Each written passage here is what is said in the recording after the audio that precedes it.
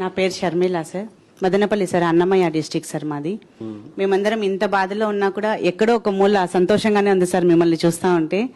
So మీరు మాట ఇచ్చినా ఇవ్వకపోయినా మీతో కలిస్తే ఆ పని జరిగిపోతుందనే వచ్చాం సార్ మేము. సో మెగా డిఎస్సి 2025లో జరిగిండే అన్యాయానికి ఎవరైనా న్యాయం చేయగలరా అంటే ఆ ఒక్కరు మీరొక్కరే సార్ మాకు న్యాయం చేసే వ్యక్తి. మీతో కలిసి మేమందరం ఒక గ్రూప్ ఫామ్ చేసుకున్నాం సార్. మేము మీ దగ్గరికి వస్తేనే న్యాయం జరుగుతుందని చెప్పి మన సార్ వాళ్ళంతా చాలా హెల్ప్ చేశారు సార్. మన అందరు ఇక్కడ ఉండే పెద్దవాళ్ళంతా చాలా హెల్ప్ చేసి మీతో మాట్లాడికి పిలుచుకొచ్చారు సార్. ఇంకా నా విషయానికి వస్తే సార్, నేను ఎస్ఏ బయాలజీ రాశాను సార్ ఈ డిఎస్సిలో. బయాలజీలో నా కేటగిరీ వచ్చేసి బీసీఈ సార్. నేను సెకండ్ ప్లేస్లో ఉన్నాను సార్ బీసీఈలో. సో నాకు సర్టిఫికేట్ వెరిఫికేషన్ జరిగింది. This is my call letter sir. So call letter. So నాకు అంతా సక్సెస్ఫుల్గా జరిగింది సార్. నాకు ఇంకా వైవా క్వశ్చన్స్ కూడా అడిగారు సార్ అందులో. ఆ టైంలో ఈ ఇయర్లో మీ హెడ్ మాస్టర్ ఎవరు, మీ పీఈటీ ఎవరు అని వైవా క్వశ్చన్స్ కూడా అడిగారు సార్. అడిగి అన్ని పర్ఫెక్ట్గా ఉన్నాయమ్మా, నువ్వు సెలెక్ట్ అయిపోయావు, నువ్వు హ్యాపీగా ఇంకా నువ్వు 1 వీక్లో నువ్వు వేరే ప్లేస్కి వెళ్ళిపోవాలా, ఈ 1 వీక్లో బాగా ఎంజాయ్ చెయ్యి అని చెప్పి పంపించారు సార్ నాకు.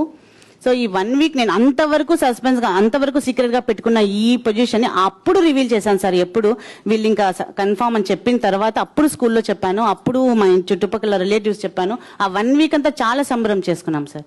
తర్వాత రిజెక్షన్ లిస్ట్లో కూడా నేమ్ ఎక్కడా లేదు సార్. సెలెక్షన్ లిస్ట్లో నేమ్ లేదు. ఆ మేడం 2 months, నేను దాదాపు 6 months సార్. 6 months అసలు ఇంట్లో మొహం చూపించే కూడా.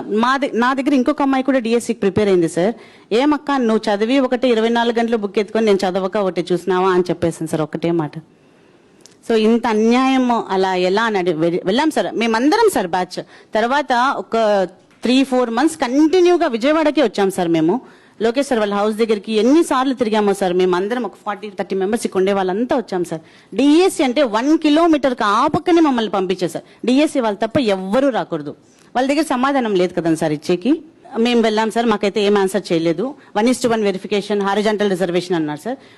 ఈ లోకేష్ సార్కి కానీ, సరే ఆయన ఎక్స్పీరియన్స్ ఉండే చంద్రబాబు సార్కి కానీ తెలీదా సార్ ఇది ఈ వెరిఫికేషన్ మీకు ఆల్రెడీ ఉంది కదా, మీకు ప్రాసెస్ తెలుసు కదా, పిలిచితే వాళ్ళు ఒప్పుకోరు, వాళ్ళకి ఇవ్వాల్సిందే పోస్ట్ అని మీకు తెలీదా? ఇవన్నీ ముందుగా ప్లాన్ చేసుకొని కదా మీరు వెరిఫికేషన్కి పిలుస్తారు. ప్లాన్ చేయకుండా పిలిచి ఇప్పుడు మాకు ఇవ్వకుండా పోతే మేము ఎవరికి చెప్పుకోవాలి సార్? డెమోక్రసీనే కదా, అట్లీస్ట్ మా బాధ వినే కూడా లేదు సార్. ఇక్కడ వీళ్ళు చెప్పారు సార్ లాస్ట్ లో మేము ఇచ్చాం కదా వెరిఫికేషన్ జరిగిన వాళ్ళకి కంపల్సరీ ఇవ్వము అని.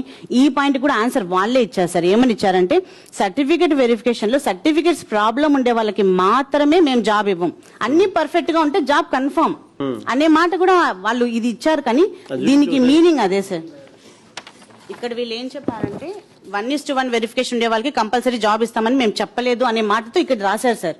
బట్ వీళ్ళు ఇచ్చే ఇంటర్వ్యూస్ లో ఏం చెప్పారంటే ఎందుకు ఆ మాట చెప్పామంటే ఫేక్ సర్టిఫికెట్స్ ఉంటాయి, సో వాళ్ళని తీసేస్తాం కాబట్టి ఇది మేము గ్యారంటీ ఇవ్వలేమనే మాట చెప్పారు. కానీ 1:1 కి లేదు అనే మాట అయితే ఎక్కడా లేదు సార్. ఖచ్చితంగా 1:1 పిలిచారు సార్ వాళ్ళు, కానీ మాకు ఇవ్వలేదు సార్.